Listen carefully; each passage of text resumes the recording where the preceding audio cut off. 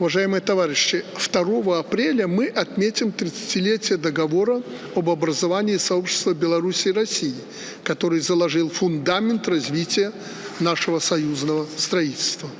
За эти годы мы прошли огромный путь. Взаимный доступ к рынкам позволил нарастить объем товарооборота за прошедшие годы в 8 раз. С 6,5 миллиардов долларов в 1996 до почти 55 миллиардов долларов по прошлому году. В двусторонней торговле уменьшилась энергетическая составляющая, выросли взаимные поставки продовольствия и потребительских товаров. Опережающими темпами развивается торговля услугами, транспортными, строительными, информационными. Встречные инвестиции дают нашим экономикам импульсы для взаимосвязанного роста, а главное, создают новые рабочие места. Более 60% привлеченных Беларусью средств приходится на российских инвесторов.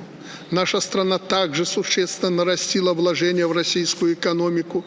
Сегодня правительство доложит о работе по выполнению основных направлений реализации положений договора о создании союзного государства на 2024-2026 годы. На данный момент выполнено только 40% отраслевых мероприятий, 125 из 310. С отставанием от графика идет процесс по относительно небольшому числу поручений, 14, всего 4,5%. Параллельно надо обеспечить подготовку содержательных основных направлений на следующий 3-летний период. Ну и самое главное, обязательно их выполнить. Они должны быть ориентированы прежде всего на обеспечение технологического суверенитета союзного государства и технического паритета с другими странами. Тем более мы это можем сделать, как успешно делаем, правда, по отдельным направлениям в отдельных отраслях.